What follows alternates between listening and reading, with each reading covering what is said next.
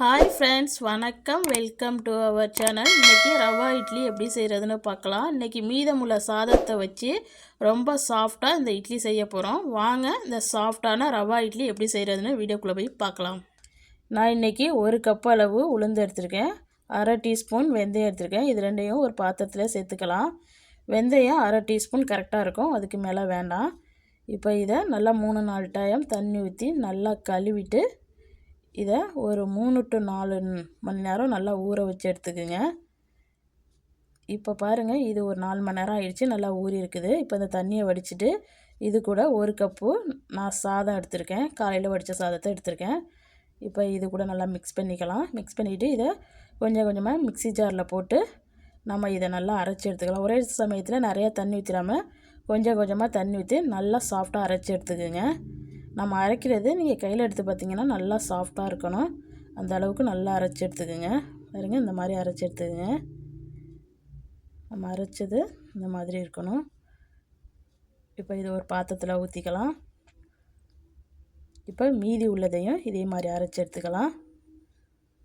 நம்ம மீதி உள்ள சாதத்தை தூக்கி போடாமல் இந்த மாதிரி சூப்பராக பிரேக்ஃபாஸ்ட்டு நம்ம இட்லி தயார் பண்ணி கொடுத்துடலாம். ரொம்ப டேஸ்டியாக இருக்கும் இந்த இட்லி. பாருங்கள், இந்த மாதிரி அரைச்சி எடுத்துக்குங்க. இப்போ நம்ம மாவு அரைச்சது ரெடி ஆகிடுச்சு. இப்போ இது கூட நான் 1.25 கப் அளவு ரவை எடுத்திருக்கேன். இது எந்த பிராண்ட் வேணாலும் நீங்கள் எடுத்துக்கலாம், இது வறுக்கெல்லாம் இல்லை, அப்படியே எடுத்திருக்கேன், கடையில் வாங்கின ரவை. 1.25 கப் அளவு எடுத்திருக்கேன், அதாவது 2 கப்புக்கு கொஞ்சோண்டு குறைச்சி எடுத்திருக்கேன்.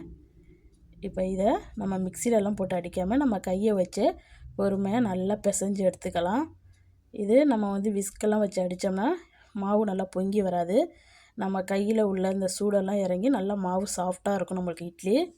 அதனால் நான் கையிலேயே நல்லா பொறுமையாக கட்டி இல்லாமல் நல்லா கரைச்சி எடுத்துக்கங்க. தேவைப்பட்டால் தண்ணி ஊற்றி நல்லா கரைச்சி எடுத்துக்கோங்க.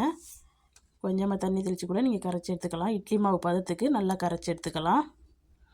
இந்த மாதிரி நம்ம கரைச்சி எடுத்துக்கிறதுனால நல்லா மாவு பொங்கி வரும். இதுக்கு தேவையான அளவு உப்பு சேர்த்துக்கலாம். நான் 1 ஸ்பூன் அளவு உப்பு சேர்த்துருக்கேன். இப்போ அதையும் சேர்த்து நல்லா கரைச்சி எடுத்துக்கலாம். நல்லா இந்த ரவாவை நம்ம கையிலேயே நல்லா பிசைஞ்சு நல்லா கரைச்சி எடுத்துக்கணும். இப்போ இது மாவு நல்லா ரெடி ஆகிடுச்சு. இப்போ இதை வேறு ஒரு பாத்திரத்துக்கு மாற்றிக்கலாம். வேறு ஒரு பாத்திரத்துக்கு மாற்றி நல்லா இதை ஒரு 8 மணி நேரம் புளிக்க வச்சு எடுத்துக்கலாம்.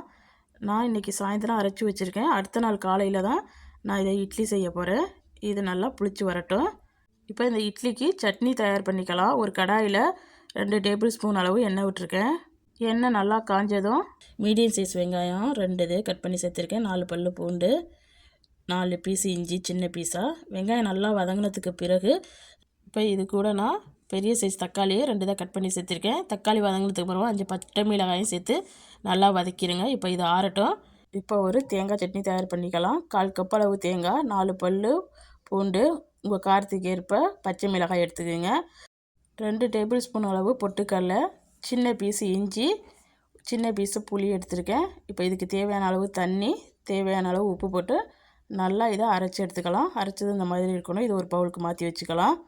இப்போ வெங்காயத்தையும் அதே மாதிரி நம்ம அரைச்சி எடுத்துகிட்டு வந்துடலாம். அதுக்கு தேவையான அளவு உப்பு சேர்த்து நல்லா அரைச்சி எடுத்துக்குங்க. இப்போ இதுவும் ஒரு பவுலுக்கு மாற்றி எடுத்துக்கலாம். இப்போ 2க்கும் சேர்ந்த மாதிரி ஒரு தாளிப்பு கொடுத்துக்கலாம். ஒரு கடாயில் 1 டேபிள் ஸ்பூன் எண்ணெய் விட்டு அது கூட 1 டீஸ்பூன் கடுகு, 1 டீஸ்பூன் உளுந்து, 2 கொத்து கருவேப்பிலை சேர்த்து நல்லா இதை தாளித்து ஊற்றி நல்லா மிக்ஸ் பண்ணி விட்டுருங்க. இப்போ நம்ம மாவு நல்லா தயாராகிடுச்சு பாருங்கள். அடுத்த நாள் காலையில் நல்லா பொங்கி வந்திருக்கு மாவு.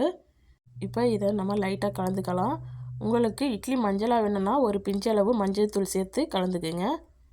நம்ம இப்போ இட்லி ஊற்ற கிளம்பலாம். இட்லி தட்டில் கொஞ்சமாக எண்ணெய் தடவிக்குங்க. நம்ம இட்லி எடுக்கிறதுக்கு நல்லா ஈஸியாக இருக்கும், நல்லா ஒட்டாமல் வரும் தட்டில். அதுக்கெல்லாம் இந்த மாதிரி எண்ணெய் தடவிக்கிறது. எண்ணெய் தடவிட்டு நம்ம இப்போ இட்லியை ஊற்றிக்கலாம். நம்ம நார்மலாக எப்படி இட்லி தட்டில் இட்லி ஊற்றிக்கோமோ அதே மாதிரி ஊற்றிக்க வேண்டியதான். எல்லா குழியிலையும் ஊற்றிக்கிடுங்க. இந்த இட்லி நார்மலாக நம்ம செய்கிற இட்லியோட நல்லா சாஃப்டாக இருக்கும், ரொம்ப டேஸ்டியாகவும் இருக்கும். ரவா இட்லி இந்த மாதிரி ஒரு தடவை செஞ்சு பாருங்கள். நம்ம சாதத்தோடு சேர்த்து நல்லா டேஸ்டியாக இருக்கும் இட்லி. இப்போ இதை ஊற்றியாச்சு. இப்போ இட்லி பானையில் நம்ம வச்சு நல்லா மூடி போட்டு ஒரு 7 நிமிஷத்துலேருந்து 10 நிமிஷம் வரைக்கும் வச்சு எடுத்துக்கலாம். 7 நிமிஷத்துலேயே வெந்துடும், இல்லைன்னா 10 நிமிஷம் ஆகும். இப்போ 10 நிமிஷம் ஆகிடுச்சு, திறந்து பார்க்கலாம். பாருங்கள், நல்லா வெந்து வந்துருச்சு. இப்போ மேலே கொஞ்சோண்டு தண்ணி தெளிச்சிட்டு எடுத்துகிட்டு வச்சிடலாம். மாதிரி தண்ணி தெளிச்சுட்டு எடுத்திங்கன்னா ஈஸியாக இருக்கும். இப்போ இட்லி எடுத்த உடனே நம்ம வந்து ஸ்பூன் போட்டுறாமல் ஒரு 2 நிமிஷம் கழித்து ஆற விட்டுட்டு அப்புறமாக்கி ஸ்பூனில் எடுத்திங்கன்னா நம்மளுக்கு ஒட்டாமல் வரும். பாருங்கள் எப்படி இட்லி வந்திருக்குதுன்னு. நல்லா சாஃப்டாக பொசு பொசுன்னு சூப்பராக இருக்கும் இட்லி. இந்த மாதிரி ரவா இட்லி செஞ்சால் அடிக்கடி இதே மாதிரி தான் செய்வீங்க.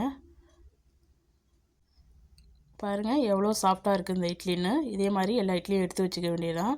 நம்ம சுவையான ரவா இட்லி சூப்பராக ரெடி ஆகிடுச்சு. பாருங்கள் எப்படி வந்திருக்குதுன்னு. இது கூட நம்ம தேங்காய் சட்னியும் வெங்காய சட்னியும் வச்சு சாப்பிடும்போது ரொம்ப சுவையாகவும் டேஸ்ட்டாகவும் இருந்துச்சு. கண்டிப்பாக நீங்கள் ட்ரை பண்ணி பார்த்துட்டு எப்படி வந்துச்சுன்னு கமெண்டில் சொல்லுங்கள். இந்த வீடியோ பிடிச்சிருந்துச்சுன்னா இந்த வீடியோக்கு ஒரு லைக் கொடுங்க. மறக்காமல் என் சேனலை சப்ஸ்கிரைப் பண்ணி வச்சுக்கோங்க. இந்த வீடியோ பார்த்த அனைவருக்கும் நன்றி.